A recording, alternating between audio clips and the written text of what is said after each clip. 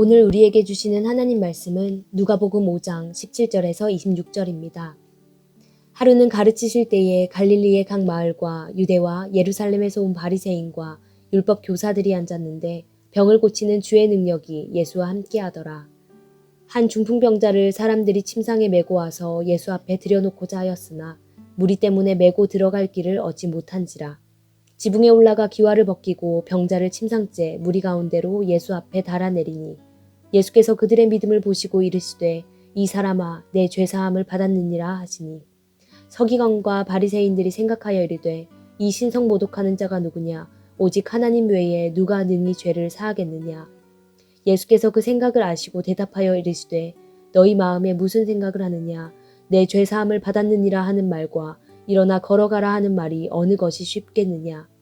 그러나 인자가 땅에서 죄를 사하는 권세가 있는 줄을 너희로 알게 하리라 하시고 중풍병자에게 말씀하시되 내가 내게 이르노니 일어나 내 침상을 가지고 집으로 가라 하시매 그 사람이 그들 앞에서 곧 일어나 그 누웠던 것을 가지고 하나님께 영광을 돌리며 자기 집으로 돌아가니 모든 사람이 놀라 하나님께 영광을 돌리며 심히 두려워하여 이르되 오늘 우리가 놀라운 일을 보았다 하니라. 아멘. 오늘 말씀은 마태, 마가, 누가복음에 모두 기록된 사건인데요. 예수님이 친구들의 믿음을 보시고 중풍병자를 고쳐주신 이야기입니다. 누가는 이 사건을 이렇게 시작합니다. 17절입니다. 하루는 가르치실 때에 갈릴리의 각 마을과 유대와 예루살렘에서 온 바리새인과 율법 교사들이 앉았는데 병을 고치는 주의 능력이 예수와 함께 하더라. 사건의 배경이 나오는데요. 예수님은 여느 날처럼 무리를 가르치고 계셨습니다. 마가복음 2장 1절을 보면 장소는 가버나움입니다. 바리새인과 율법 교사들이 가버나움까지 찾아왔습니다. 그들은 갈릴리의 각 마을과 유대와 예루살렘에서 찾아온 종교 지도자들입니다. 일종의 대표자 자격으로 방문한 사람들인데요. 먼 곳에 사는 그들도 예수님의 소문을 들었습니다. 누가복음 4장 14절 15절입니다. 예수께서 성령의 능력으로 갈릴리에 돌아가시니 그 소문이 사방에 퍼졌고 친히 그 여러 회당에서 가르치심에 무사람에게 칭송을 받으시더라. 갈릴리에서 시작된 소문이 사방에 퍼졌습니다. 종교 지도자들은 예수님의 가르침에 사람들이 열광하고 예수님이 가는 곳마다 문전성시를 이룬다는 소문을 듣고 가만히 있을 수 없었습니다. 백성들을 가르치는 것은 그들의 일이기 때문입니다. 바리새인들은 누가복음에서 이 사건을 통해 처음 등장하는데요. 당시에 바리새인들은 6천 명 정도 있었다고 합니다. 숫자는 적지만 유대인들에게 미친 영향력은 막강했습니다. 그들은 전통과 율법을 열심히 지켰습니다. 백성들에게 존경받고 성경과 율법을 가르쳤던 사람들은 예수가 아니라 자신들이었습니다. 율법 교사들은 서기관이라고도 하는데요. 율법 전문가들이었습니다. 율법 교사 중 많은 사람들이 바리새인들이었습니다. 어느 날부터 그들의 귀에 이런 말이 들립니다. 마태복음 7장 29절입니다. 이는 그 가르치시는 것이 권위 있는 자와 같고 그들의 서기관들과 같지 아니함일러라. 율법 전문가인 자신들의 가르침은 권세가 없고 예수의 가르침은 권세가 있다고 백성들이 자신들과 예수의 가르침을 비교해서 말합니다. 자신들이 아니라 예수에게 몰려가 가르침을 받습니다. 예수님의 가르침도 놀라운데 병도 고친다고 합니다. 종교 지도자들은 위기감을 느꼈습니다. 백성들의 뼈있는 말에 마음도 상했을 것입니다. 예수님이 자신들의 권위에 도전한다고 생각했을 수도 있습니다. 그들은 모든 소문이 사실인지 도대체 어떤 가르침이기에 열광하는지 현장에 가서 직접 확인하고자 대표단을 파견했습니다. 대표단이 할 일은 사실 확인보다는 판단은 이미 내렸고 가르침의 문제를 찾고 감시하는 일이었습니다. 현장을 본 그들은 기가 막혔습니다. 소문보다 더했습니다. 집 안은 이미 최대 수용 인원을 초과했습니다. 집 밖은 집 안에 들어오지 못한 사람들이 인간벽을 형성했습니다. 무리가 모여도 너무 많이 모였습니다. 그들은 꼬투리를 잡고자 혈안이 된 감시자들이 되어 예수님 앞에 둘러앉았습니다. 말 한마디가 조심스러운 분위기입니다. 우리 예수님은 대단하시지요. 그 삼엄한 분위기에서 여느 날처럼 무리들을 가르치시고 병자들을 고치셨습니다. 사람들이 지붕을 뜯고 중풍병자를 내려보냈을 때는 작정하신 듯 말씀하십니다. 20절입니다. 이 사람아 내 죄 사함을 받았느니라. 심기 불편한 감시자들 앞에서 죄의 용서를 선언하셨습니다. 다분히 의도적입니다. 지금까지 예수님은 죄의 용서를 선언하신 적이 없습니다. 유대인들은 질병을 죄와 연관지어 생각했는데요. 요한복음 9장 2절입니다. 랍비여, 이 사람이 맹인으로 난 것이 누구의 죄로 인함이니이까? 자기니이까? 그의 부모니이까? 제자들의 질문인데요. 유대인들은 날 때부터 시각장애인인 사람을 보면서도 분명히 그의 죄 아니면 부모의 죄 때문이라고 생각했습니다. 예수님은 분명히 말씀하십니다. 그 사람의 죄도 부모의 죄도 아니라고 말씀하시는데요. 하필이면 지금 중풍병자를 향해 죄 용서를 선언하십니다. 지켜보는 종교 지도자들 앞에서 분명하게 말씀하십니다. 예수님이 무모한 분이라서가 아닙니다. 예수님은 아십니다. 예수님이 죄 용서를 선언하시면 종교 지도자들이 신성모독죄로 걸고 넘어질 것을 아셨습니다. 신성모독은 하나님의 이름을 저주하거나 더럽히거나 모독하는 것입니다. 자칭 하나님이라고 주장하는 것도 신성모독입니다. 하나님만이 할 수 있는 일을 하는 행동도 신성모독입니다. 죄를 용서하는 것은 하나님만이 할 수 있는 일입니다.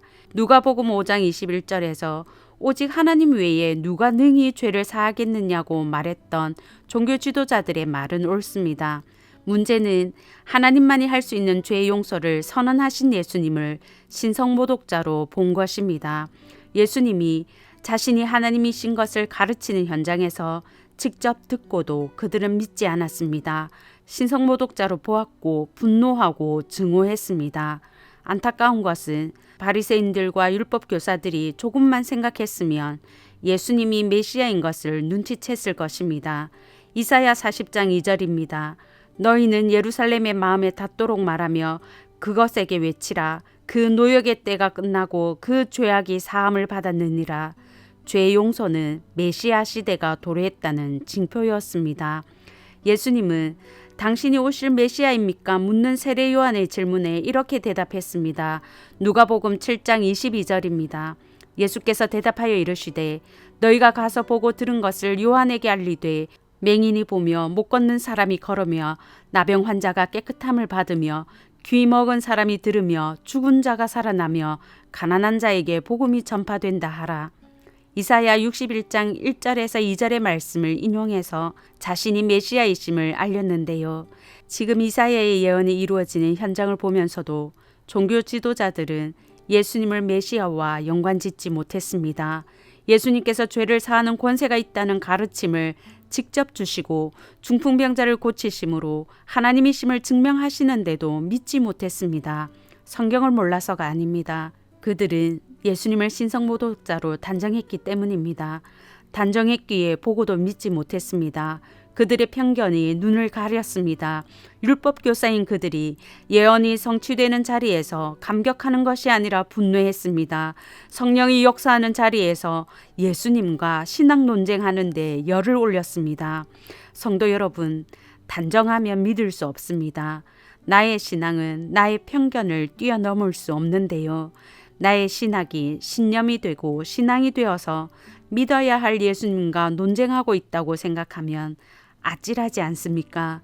나의 지식과 편견과 신학에 갇힌 신앙이 아니라 성경대로 예수 믿기 위해서 겸손함을 달라고 열린 마음과 열린 귀를 달라고 기도하는 저와 성도님들 되시길 바랍니다. 종교 지도자들의 단정에는 그들의 시기심이 작용했을 것 같습니다. 우리 입장에서는 예수님을 시기하는 것이 어처구니 없는데요. 종교 지도자들 입장은 다릅니다. 하루아침에 듣지도 보지도 못한 한 젊은 청년이 사람들의 마음을 사로잡았습니다. 병 고치는 능력도 있습니다. 자신들을 존경하던 사람들이 그 청년에게 열광합니다. 심지어 그 청년은 바리새인도 율법교사도 아닙니다. 그대로 둬야 될지 두는 게 맞을지 질서를 어지럽히지는 않을지 고민되었을 것 같습니다. 위기의식도 느꼈을 것입니다. 위기의식은 시기심이 되고 시기심은 그들의 눈을 가렸겠지요. 어쩌면 그들의 입장에서는 예수님이 신성모독자여야만 했을 것입니다. 예수님을 죽이기만 하면 일상으로 돌아올 수 있습니다. 예수님만 없으면 사람들은 다시 자신들을 존경하고 가르침을 받을 것입니다. 그들은 예수님께 분노했고 예수님을 공격했습니다. 성도 여러분, 위기감과 시기심이 눈을 가리지 않도록 기도합시다.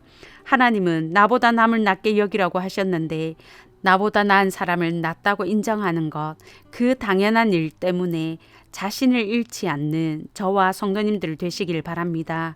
이제 중풍병자를 생각해 보고자 합니다. 그는 오늘 죄사함과 병고침을 받았습니다. 20절은 예수님께서 지붕을 뚫고 침상체에 중풍병자를 내리는 그들의 믿음을 보셨다고 말합니다. 생각해 보면 현장에 얼마나 많은 병자들이 있었을까요? 하지만 지붕을 뚫고서라도 예수님을 만나게 해주고 고쳐주고 싶다는 생각을 한 사람은 중풍병자를 데리고 온 사람들 뿐이었습니다. 그들만큼 절박하고 간절하게 예수님을 찾은 사람들은 없었습니다. 그렇게 절박하게 중풍병자를 내렸으면 말을 해야 하는데 아무 말도 하지 않았습니다. 중풍병자조차도 아무 말 하지 못했습니다. 하지만 예수님이 아셨습니다. 그들의 절박함과 간절함과 믿음을 아셨습니다. 보셨습니다. 종교 지도자들의 악한 생각을 아신 주님이 그들의 간절한 믿음을 당연히 아시겠지요. 성도 여러분, 예수님은 우리의 한숨과 눈물의 의미를 아시는 분이십니다. 우리의 신음에도 응답하시는 하나님이십니다. 울어도 주 앞에서 우시고 한숨과 고통의 신음조차도 주 앞에서 내시는 성도님들 되시길 바랍니다. 24절, 25절을 보십시오. 예수님이 일어나 내 침상을 가지고 집으로 가라 말씀하시자 그 즉시 곧바로 일어났습니다. 병고침을 받는 데에는 1분도 안 걸렸습니다. 중풍병자 혼자였다면 결코 찾아오지 않았을 기적이고 기회였습니다. 베데스다 연못가에 있던 38년 된 병자를 생각해 보십시오. 그는 물이 움직일 때 못에 넣어주는 사람이 없어 38년을 앓았습니다. 성도 여러분, 하나님은 우리의 간절한 중보를 사용하시는 분이십니다. 들으시는 분이십니다. 우리의 믿음이 다른 사람을 구원할 수는 없지만 구원의 기회를 줄 수 있습니다. 성도들과 가족의 구원과 병나음과 문제 해결을 위해 간절하고 절박하게 믿음으로 중보하시는 저와 성도님들 되시길 바랍니다.